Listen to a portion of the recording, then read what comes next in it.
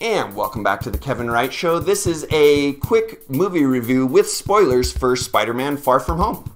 Spider-Man Far From Home is overall a good movie. If you collected this movie in and of itself, I was entertained by it. It's directed by John Watts, and it's got a lot of the same crew coming back from Spider-Man Homecoming. This movie is entertaining. It is fun to watch. It's got some thrilling sequences, a ton of humor, a lot of like high school romance and high school hijinks, and that part comes across really clear in this movie. So in and of itself, it's a fun movie and it's worth a watch. But I think I've identified some of the reasons why people are finding this movie to be dissatisfying. I think I've identified some of the reasons why this movie doesn't quite hit as well as Spider-Man Homecoming and doesn't follow up well to the mega events of Avengers Infinity War and Avengers Endgame. I want to start with something I really loved about this movie, and it's the post-credit scene. One of the post-credit scenes in Spider-Man Far From Home, there's two post-credit scenes.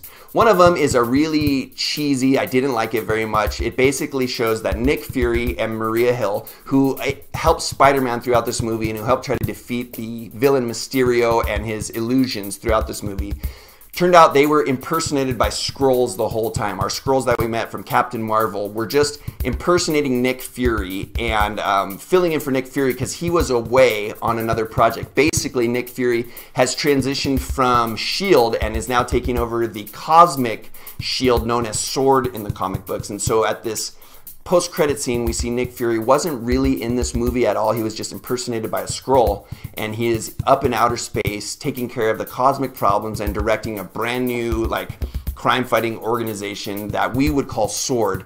So that part is kind of interesting, but I didn't like the idea that Spider-Man never really spent time with Nick Fury. It was all an illusion, and it was all a trick by the Skrulls, and so I didn't love that post-credit scene.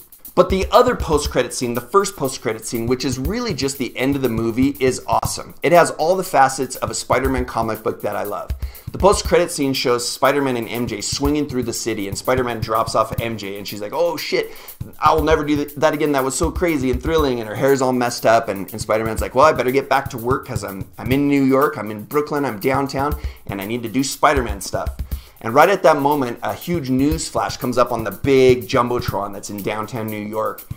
And it's basically J. Jonah Jameson, played by J.K. Simmons, who played original J. Jonah Jameson in the Raimi Spider-Man movies. He shows up on the screen as more of a Alex Jones kind of InfoWars type pundit. And he basically says that Mysterio, he shows a clip of Mysterio where Mysterio showed that Spider-Man was the real villain. And he reveals Spider-Man's true identity as Peter Parker. It's such a cool scene. It's an intense scene. And at the end, Spider-Man says, what the fuck? And they cut it off right before he drops the F-bomb, which is the word fuck. I love this end credit scene because it shows Spider-Man in his element. He's got his new suit, he's living in downtown New York, he's with MJ, he's living his life, and yet again, the whole world is going to be against him. Yet again, Mysterio tricked Spider-Man and shows that he was the real hero and Spider-Man was the villain and he can't be trusted. And then he reveals his identity to the world. I also love it too because I think the idea of secret identities need to go away. They don't really work. If you think about the Marvel Cinematic Universe, there's really no heroes with secret identities. Spider-Man's the last one. Thor, Steve Rogers, Iron Man, everyone knew who these heroes were and they loved them and they supported them and the world kind of understood we have these heroes. So now Spider-Man's identity is out in the open. It's Peter Parker, the world knows, and they're going to hate him even more so. And it's like that classic Spider-Man, the comic books, the dude just can't catch a break. So I love this post-credit scene. It's really fun and I think it fits. But here's some of the disappointment with this movie. Like I said, it's an entertaining movie in and of itself. But one of the hard things is trying to follow up the emotion and the connectivity of the last 10 years of the Marvel Cinematic Universe. Spider-Man Far From Home, I believe, misses on some of these cues. At the very beginning of this movie, there's a student-built slideshow that's trying to say we miss our heroes that fell in the Infinity War saga, in the Infinity Endgame saga, especially Iron Man. But I don't think it hits hard enough. I think they should have done more montages. I think they should have had some more slow-motion, high-score music scenes where Spider-Man is feeling the effects of missing his buddy Tony Stark while he's kind of trying to get back into high school. They also try to explain the snap very quickly. They call it the blip, and they show some joke videos about how some kids got snapped and then 5 years later appear in the same spot. They get snapped back. They call it the blip. I think it takes away from the power of the snap, and I think it explains it too quickly. I think the people who disappeared, it would have changed the world.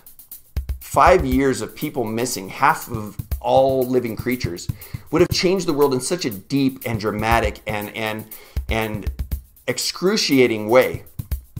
I think Spider-Man Far From Home should have taken some time to deal with that. Should have taken the whole movie to deal with that. It loses some of the connectivity to the events of the Infinity War saga, and I didn't like that. There is a theme throughout this movie where Spider-Man is trying to live up to being the next Iron Man. And so we do get a little tribute to Iron Man. We do get some of that emotion. My favorite scene in the movie is where Spider-Man acts a lot like Tony Stark and builds his new suit, and Happy is watching in the corner and he gets very emotional about it. I like that. But I don't think the weight of Endgame, and I don't think the weight of Infinity War, and really the last 10 years of Marvel, was put into this movie in an emotional way. And I get what Marvel was probably trying to do. Give us a breather. Give us something light and something airy. Give us a chance to like take a deep breath because Endgame was so intense and so emotional. I get that. But I think it doesn't work. I think we want the connectivity. I think we want to feel the weight of the events. I want to never forget that Tony Stark gave his life. I want to feel the effect that half of our society was gone for 5 years and all the problems and all the shit that caused. We don't get any of that. So some of the disappointment, I think, comes from not feeling the weight of the Infinity War saga. This movie is good, though. This movie is fun to watch. It's basically a simple story where Mysterio pretends to be this hero from another dimension, but he's not. He's just a really skilled technician from the Stark organization, and he dupes the whole world into thinking he's a superhero. He creates fake monsters, and he tries to trap Spider-Man and show Spider-Man as the villain.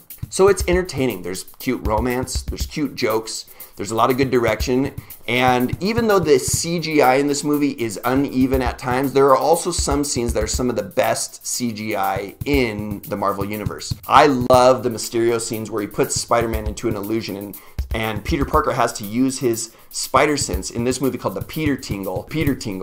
He has to use the spider sense to work his way through these blind illusions and figure out what's true and what's not. And that reminded me of the comic books with Mysterio, so I really like that part. Like I said, it's an entertaining movie, but I think they missed a huge opportunity to weigh in on the events of the snap, on the events of Avengers Endgame, on losing Tony Stark. It could have been more emotional, it could have been more connected.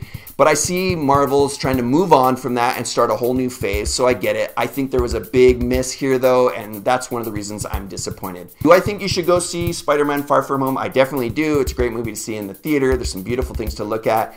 Tom Holland is awesome. He is the best Spider-Man ever. So go see this movie. Enjoy it for what it is, even if it doesn't quite satisfy like I really wanted it to this summer. This has been another quick movie review on The Kevin Wright Show.